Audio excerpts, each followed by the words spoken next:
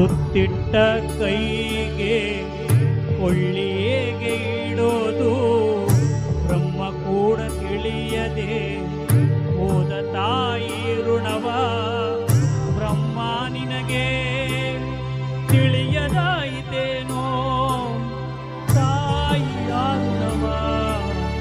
ತಾಯಿಯ ಋಣವ ತಾಯಿಯ ಋಣವ